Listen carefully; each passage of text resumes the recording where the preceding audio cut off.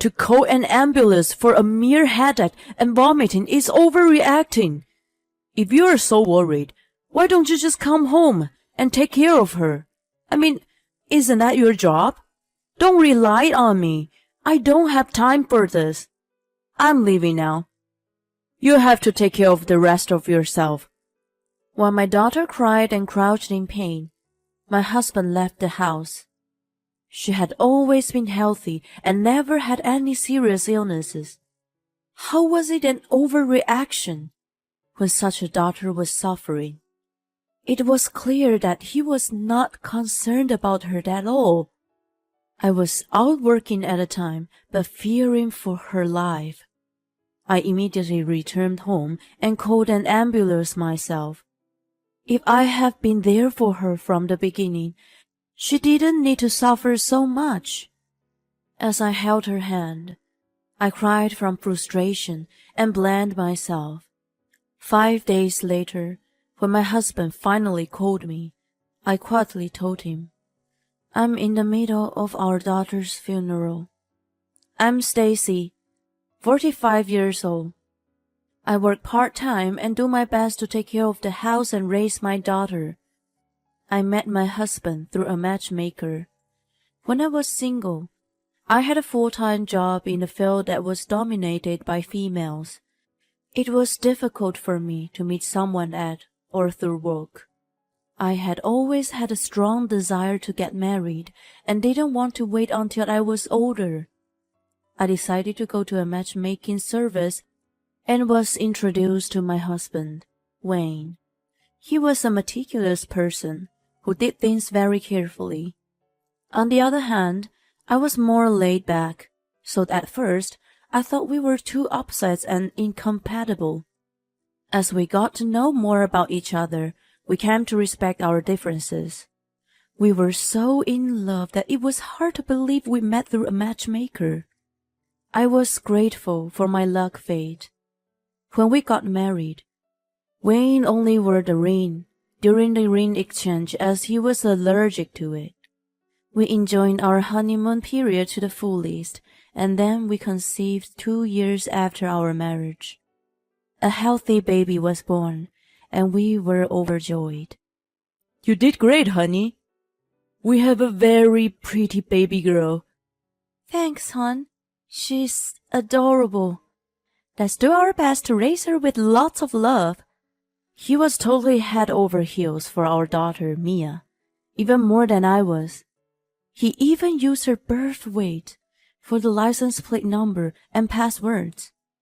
Seeing him like that filled me with the warmth of love, and I believe we will continue to live happily ever after. As the months passed and around the time Mia entered high school, Wayne suddenly started working overtime a lot. "I'm in charge of a new project now. I'll be home late today, so don't wait for me. In the worst case, I have to stay overnight at the office." "I understand. It's really tough every day, isn't it? I'm grateful that you're working hard, but don't overdo it. I'm sure it's okay if you come home early once in a while. Love you." I was proud of him for climbing the ladder at work. However, he seems to be overworked to the point of locking himself in the study on his days off.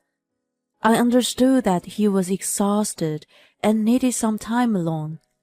There were hardly any interactions with his family, which created a gloomy atmosphere in the house. Mia had always been a daddy's girl since she was little. "Dad's been locked in his study a lot lately. I understand that he's busy, but I want to hang out with him, like we used to," she lamented with me. I knew I had to do something for her and suggested to Wayne, "Hey, honey, why don't we go out for dinner this coming weekend, for the first time in a while?" I was taken aback by his unexpected response. "Ugh, you're gonna be kidding, right? You know I'm exhausted. Is this harassment? Why can't you just let me relax on my day off?" He suddenly lashed out at me. "You don't have to get mad at me. It's not good for you to stay cooped up in your room all day long. Going out is a good way to refresh yourself after a hard day's work, isn't it? I tried to calm him down. Leave me alone. You guys go ahead and do what you want. He was adamant in his refusal. Since then, he began to pick on me out of his frustration and sarcastically commented, I so envy your freedom. I spent more time with Mia, but she was hurt by not getting attention from her father and locked herself in her room. I felt that my family was on the verge of collapse and hoped that once his project was finished, our normal, cheerful life will return. 1 month had passed since then. I'm going on a training trip with my team for 5 days starting tomorrow. I was surprised at the suddenness of the news, and at the same time, I asked him what bothered me. Oh, that's so sudden. Besides, it's already been a month since you were assigned to your new project. Are you still doing the training? I questioned the duration. Nothing odd about the prolonged training. Keep your nose out of my business. He kicked me to the curb. I was frustrated with his grumpiness and wondered when he would be able to spend time with the 3 of us. The next day, he was getting ready to leave for the trip. He was still at home when I left the house for work. My daughter was off school for a substitute holiday. I thought they could spend a little time together before he left. I was hoping that they could talk about some of the things that had piled up. Right after I arrived at work, I received an unexpected text from Mia. Mom, my head hurts so bad. I feel like it's going to crack. I feel nauseous too. I can't take it anymore. She seemed to be fine when I left home, but she suddenly felt ill. I called her in a hurry, but she wasn't picking up the phone. I called Wayne for help. Are you still at home? Mia sounds like she's in a lot of pain. Can you call an ambulance right away? I had lost my grandmother to a subarachnoid hemorrhage, so I was very concerned that she was suffering from the similar symptoms. It's just a headache and vomiting. Don't you think you're overreacting? If you're so worried, why don't you come back and take care of her? I'm leaving soon, so you take care of the rest. His reaction was unbelievable. Despite his daughter's distress, he was about to leave for a trip. Wait, what the hell? How could you not help your own daughter when she is in such trouble?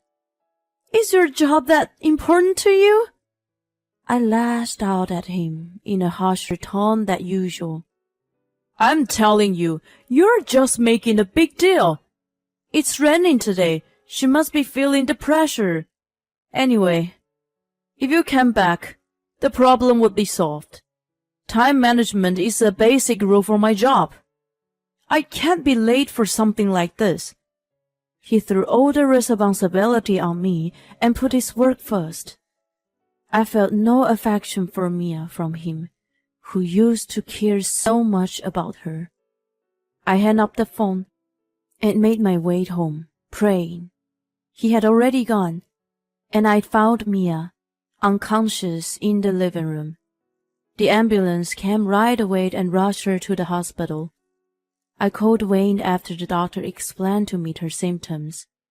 He must have been busy and didn't pick up my calls. If I had been there for her, she didn't need to suffer so much. I shed tears and regretted my helplessness. 5 days later, I finally received a call from Wayne in the evening.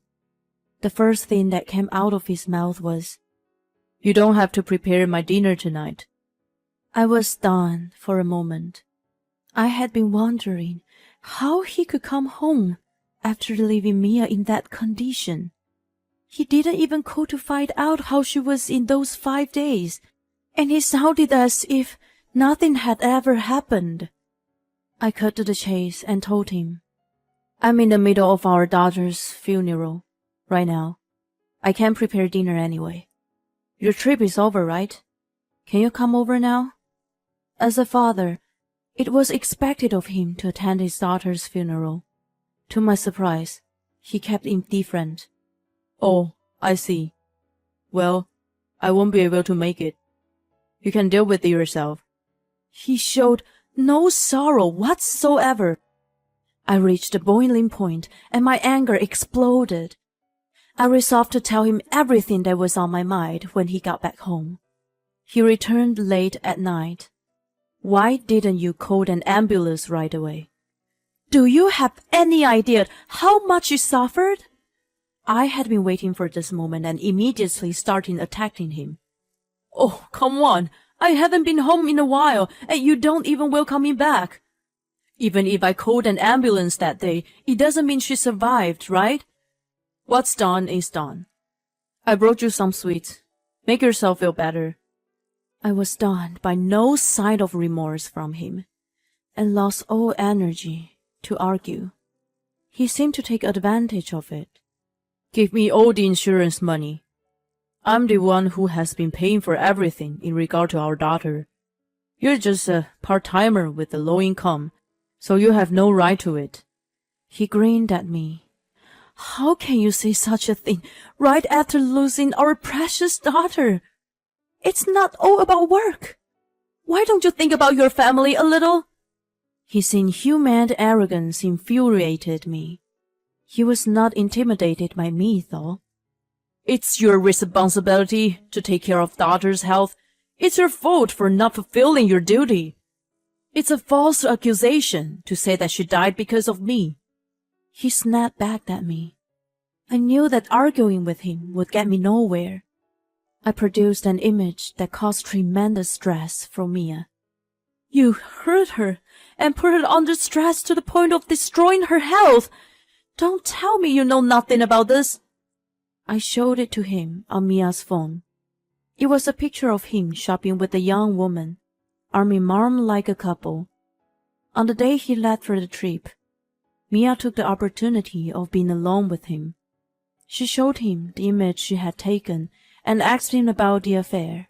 She also recorded the conversation. He flipped out, knowing it would be a huge problem if I found out. How dare you! If you tell your mother about this, I'll make sure you will regret it. He threatened her. She told me all of this despite suffering in the hospital bed. That's been having an affair with a young woman behind our back. It was so unbelievable, and the shock and the stress were too much. I started getting headaches and nausea. He used to love me and cared for me, but I can't take it anymore. Mom, please, will you leave him? I demanded a divorce in response to Mia's request. Wayne looked at me, unfazed, saying it wasn't enough to prove his affair. Then, how about these? I threw printouts of the correspondence between him and his adulteress as conclusive evidence. You can't be serious. You got into my computer without my permission. I never told you my password. His expression changed drastically, and he was agitated. I took a liberty. You used Mia's birth weight as your card plate and PIN, didn't you?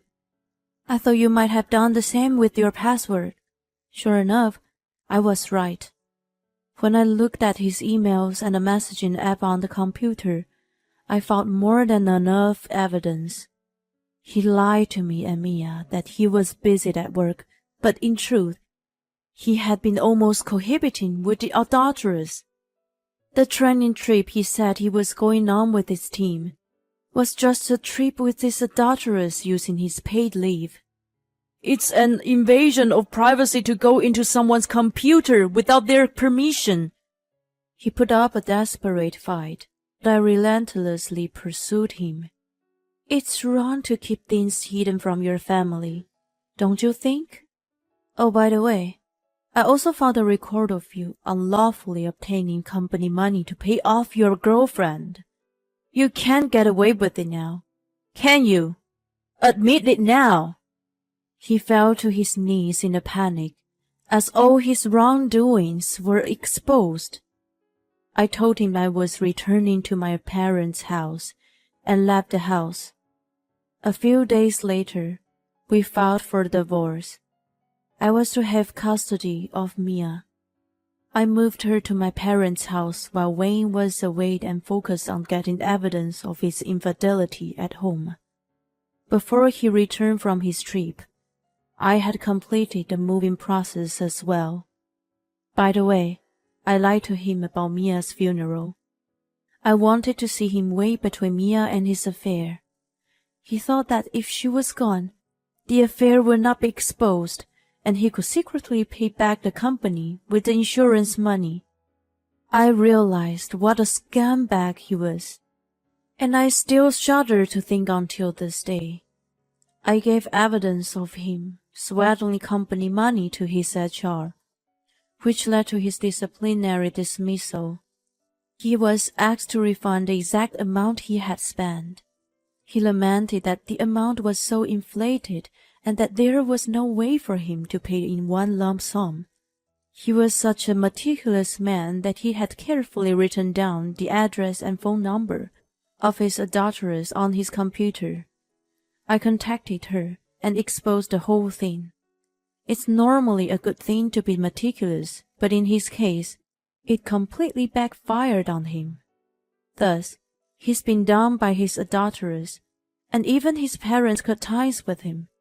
He's been living lonely and working hard to pay the alimony, child support, and refunds to his ex-company. I've been told that he was so anxious about stealing money from work, so he was taking his stress out on me. I'm really sorry. I only gave in to stupid temptation. He apologized and tried to get me back with him. It's way too late, and I refused to forgive him after being subjected to immense stress every day. Mia, who used to be a daddy's girl, says, I never want to see him again. She's been receiving the support of my parents and me, and positive advice from a friend in a similar situation. She's getting her normal self back. Are you sure you're happy that we got divorced as you wanted? Of course. A father I don't care about is nothing but a nuisance. I'm very happy to realize how deeply you cared about me. Thank you for being there for me, Mom. I love you. Thank you, too, for being my daughter. I love you so much.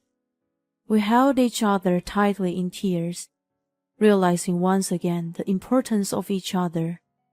We're taking the first step toward a brighter future together.